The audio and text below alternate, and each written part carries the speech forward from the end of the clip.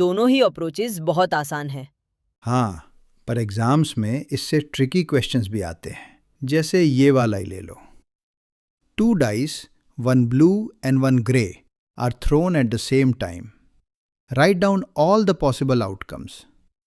What is the probability that the sum of the two numbers appearing on the top of the dice is A 8, B 13 and C less than or equal to 12? यहाँ grey and blue dice throw कर रहे हैं और हर dice पर 1 से 6 तक numbers होते हैं। तो इस एक्सपेरिमेंट के मल्टीपल कॉम्बिनेशंस होंगे। ब्लू डाइस के 1 नंबर का ग्रे डाइस के सारे नंबर के साथ कॉम्बिनेशन कुछ ऐसा होगा। देन विथ 2 ऐसा, विथ 3 ऐसा, 4 के साथ ऐसा, 5 के साथ ऐसा एंड 6 के साथ ऐसा। यहां एक बात का ध्यान रखना जरूरी है कि 1 एंड 4 का pair is different from 4 and 1 का पेयर। ऐसे ही बाकी पेयर्स के साथ भी होगा, इसलिए ये सभी अलग अलग काउंट होंगे। तो अगर हम यहां देखें तो total number of possible outcomes आ जाएंगे 6 into 6 which is equal to 36।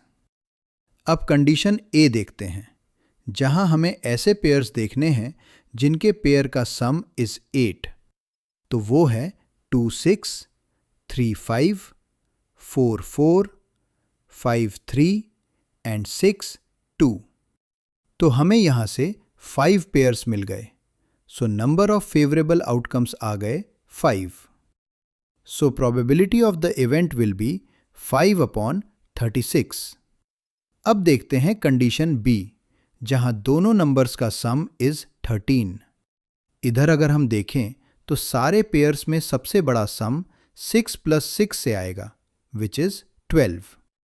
तो किसी भी पेयर का सम 13 नहीं हो सकता।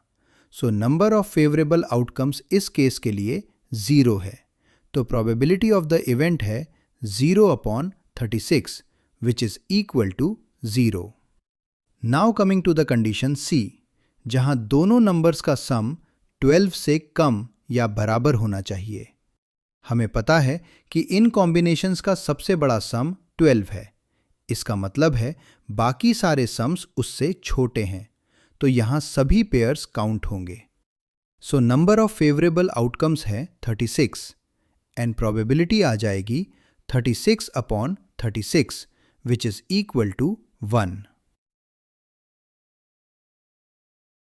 समझ गया सर, अब तो शैतानों की खैर नहीं।